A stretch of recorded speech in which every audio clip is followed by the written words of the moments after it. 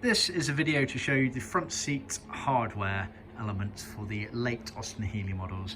So the BN4 model after 68,960 roughly, all the way up to the BJ8. That's all of these pieces are pretty much applicable for. Straightly speaking, the BJ8 cushion bases are different foams, but the principle is near enough exactly the same. So I'm just going to breeze over that factor for the sake of this video, but just keep that in mind, they are slightly different. What we've got here is we've got a full car set's worth of things, so a left seat and a right seat. Starting with the backrests, which are not handed, i.e. the backrest for the left seat and the backrest for the right seat are exactly the same as one another. You get moulded foam, formed steel backrest, and some tacking strips there.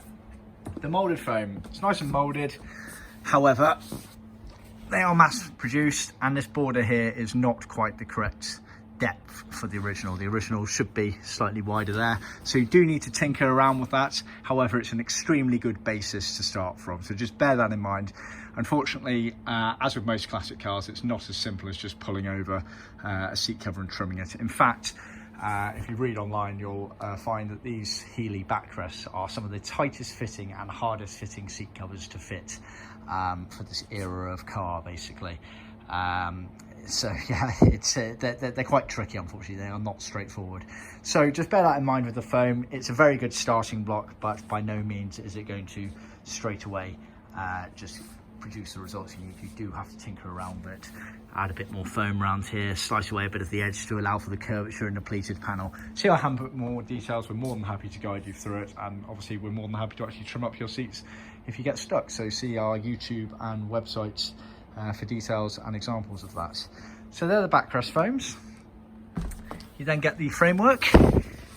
Now the late framework has the reinforcement ribs going from left to right on them, unlike the earlier ones which did not. It's also worth bearing in mind with the backrest frames, just because of the way they are formed and then the way they're stacked, they might alter in how compact they are there or how stretched out they are. So what we recommend you do is effectively dummy build your seat frame before putting any covers anywhere near it.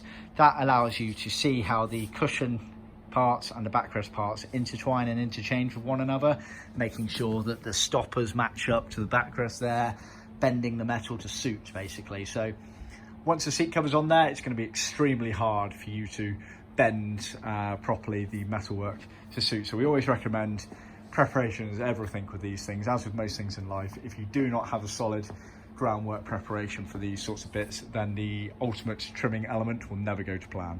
Just bear that in mind. It's always worth constructing it, then making sure everything matches, bend, adapt, etc. before you even start the trimming job. So the backrest frameworks, tacking strips, these bits here. So these sit effectively on this inside curve here. Again, you just bend it round, rivets is on there. So unlike the earlier ones, the earlier frames, they had hockey stick ones that went round onto the back there.